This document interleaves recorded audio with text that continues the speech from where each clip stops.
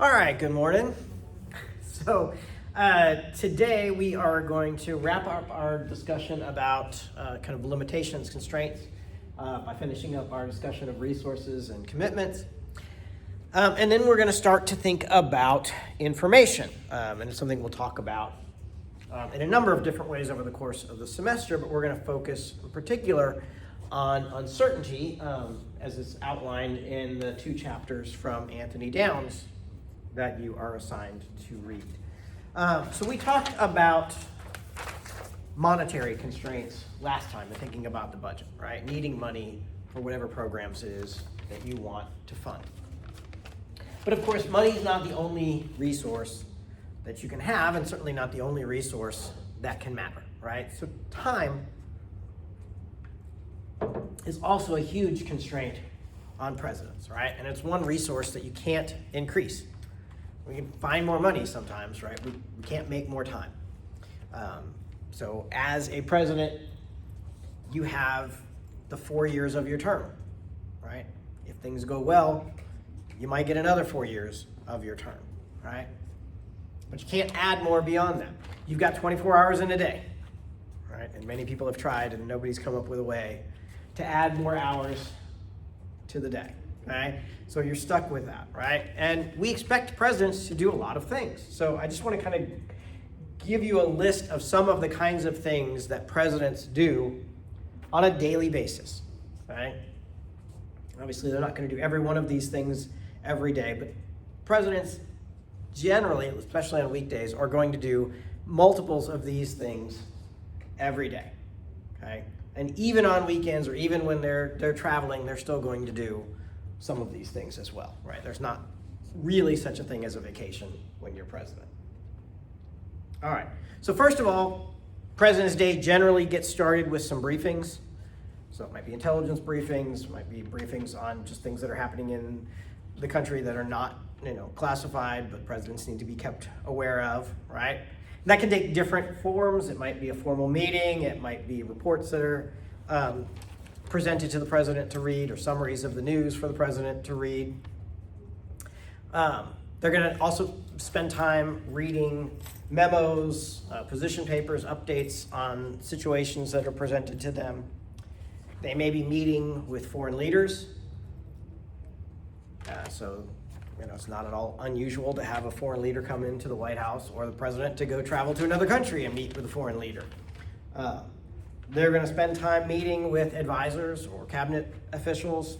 Kind of formal cabinet meetings don't happen all that often anymore, but certainly you're going to meet with particular members of the cabinet who might be relevant on an issue that the president's dealing with. Usually the president has 2 or 3 people in the cabinet that they really rely on, and those people you might meet with on a much more regular basis. Not to mention people in the White House staff that you rely on as advisors that you'll meet with frequently. You might be meeting with congressional leaders, particularly if it's, say as we were talking about last time, coming up on a time when you need a continuing resolution to keep the budget going, right? And you've got to get directly involved in those negotiations. They may be meeting with the press. So presidents do interviews with the press that are formal. You'll see, you'll be able to watch them. They also do, as we'll talk about later in the semester, a little bit more kind of background interviews where they may be talking to people, but it's not attributed to them. So the reporter may report on what was said, but not who said it. Presidents do that actually pretty often to try to get an idea out without attaching their name to it. If there are appointments to be made, they may be reviewing resumes or actually holding interviews with people, depending on the level of importance of that position. Certainly if it's a Supreme Court justice or a cabinet level position, the president's likely to actually have a face-to-face interview with candidates before making a decision. But even if it's a lower level one, they're still going to want to know something about this person that they are going to appoint, so they'll at least be reviewing some information about that individual before making a formal appointment. They may have signing ceremonies if a bill is passed and they want to, take advantage of this as a PR opportunity to show that they're accomplishing something. They do photo ops with groups coming through So, you see this all the time with, whatever NCAA team or pro team wins the championship and they go to the White House and they have an event and they do a photo op, but it also happens with all sorts of other groups. It just doesn't get the same media coverage, but it might be, a group of scouts that are coming, on a tour of the White House and they get an opportunity to meet the president, right? And it's a great photo op for the president standing there with a bunch of kids who are all thrilled to be there, right? And excited about the opportunity. Obviously, they do a lot of traveling, right?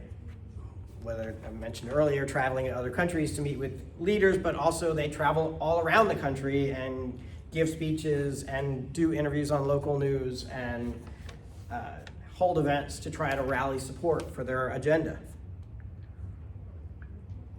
They got to practice those speeches at some point, right? Especially if it's a brand new speech, they're going to have to spend some time practicing those speech or reviewing copy. Generally, presidents don't write their own speeches, but they may be meeting with the speechwriter and going over the general idea of what they want to say and then reading through drafts and making changes or corrections, and then they've got to practice them.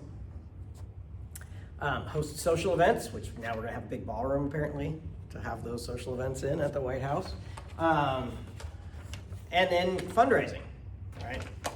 Some for themselves as they get closer to that end of that first term and they're doing fundraising, but even beyond that, they're going to be engaged in fundraising to help allies in Congress, to help other people in their party in key positions around the country. So lots of things going on, right? And yet they're obviously expected to understand, to be able to talk about, to have ideas for just about any issue that could come up in politics, right? You don't know, as president, what issue you're going to be asked about. I mean, there's some that are going to be obvious. Something's going on, right? So if Donald Trump holds a press conference today, he's going to be asked about the government shutdown. You know that that's going to be one of the questions, right? Something related to that. So you can prepare for that. But somebody in that press poll could just have a story that they're writing that they want to get a quote from the president on that has nothing to do with anything anybody else is talking about, right? And you don't know what that story is going to be. You don't know what that issue is going to be that that person wants to write about, wants to talk about. And if you say, I don't know, I hadn't thought about that, right? The story is going to be, the president doesn't know, right? What's wrong with the president? The president doesn't know about this random obscure thing that somebody brought up that he wasn't expecting to be asked about, right? But we expect presidents to know. So you've got to be able to use your time to keep up with all sorts of things that are going on and to be able to know about all sorts of things that are going on, okay? So got a lot going on any given day, a lot you need to keep track of. And of course, as I mentioned in an earlier lecture, there's all sorts of deadlines that come into play, right? There's the deadline of the end of your term, but there's also the midterm elections, right? It matters, especially in your first term for you. What do you get done before that midterm election? Because if the public is unhappy with you because none of your promises have been kept, none of the things that you promised have been accomplished by the midterms, and your party loses the majority in the House or the Senate or both as a result, now it's going to be much harder for you to get those things done because now you've got to get them through at least one house or maybe both houses of Congress controlled by the other party, right? And if you can't do that, then that's going to really hurt your reelection chances when you don't have anything to show for what you did, right? So election dates are going to matter.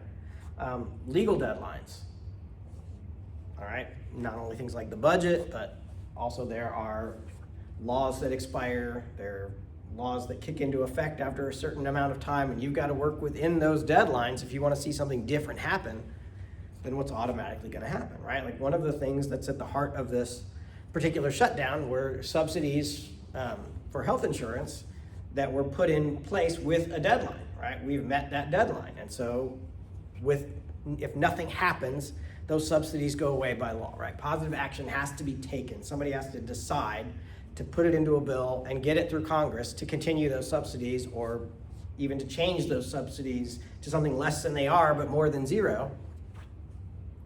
If that doesn't happen, they go away, right? So if your position is that that change should happen, then it doesn't matter. You've reached the deadline, that change that you wanted is now happening, okay? But if your position is that that shouldn't happen, you don't want that to happen, then you've got a deadline, you've got to act, or this change in policy is going to go ahead without you being able to do anything about it, okay? And then, of course, you've got just things that come up, natural disasters, wars, whatever, that kind of impose their own deadlines, right? As I mentioned earlier in the semester, you can't be like, sorry, you got hit by a hurricane, but I've got some other things going on this week. Let me come back to you next week and see what we can do to help you, right? So when you think about all that, right, presidents have very high expectations for what they can do, lots of things on their plate, but very limited time to do it. It means that as president, you're going to have to delegate. There's no way around it. There's no way any individual, no matter how intelligent, how hardworking, how, whatever wonderful characteristic you want to put on somebody, right? There's no way one person can do it all, okay? Presidents are going to have to delegate, okay? That means, though, that you're going to have to make decisions about what to delegate and whom to delegate it to, right? And those decisions are not always obvious, right? There can be lots of things that you think are important. Well, which ones are you going to trust somebody else to make? Which ones are you going to make yourself, right? Because even if you're ultimately making a decision, and you are, if I say, okay, you guys meet and come up with a plan and present me with the plan, you're really trusting those people that you delegated that to come up with a good plan. And probably these are your advisors, these are people you trust, these are people who have now done more research on the issue than you have. You're going to go with what they want, unless you have some reason to think, no, this isn't a good idea, right? You're kind of delegating that decision to somebody else. You got to make sure that the person you're delegating them to is competent, or the people that you're delegating to are competent, and that they share your views on the issue, right? But ultimately, you're still responsible for every decision that comes out of the White House, right? And it doesn't matter if it was actually made by somebody else. Because if they made the decision, it was because you gave them the opportunity to make that decision, right? You chose them, and you chose that decision to come together, right? You get to make this decision because I don't have time to do everything. I'm still responsible for whatever you decide then, right? So there are times when you see public backlash against something that happens, and sometimes the defense that comes out of the White House is, well, this was really a decision made by staff. And that could be completely accurate. But then the question is, well, who picked those staff? Who decided those were the staff people who would make that decision? And ultimately that comes back to the president, right? So that time constraint is a real problem. You can't do everything, but you're kind of expected to do everything. You're going to have to delegate, and delegation involves risk, okay?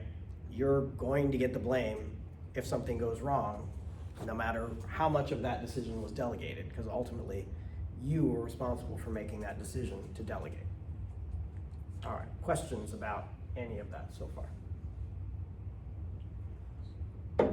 All right, let me pause for a second.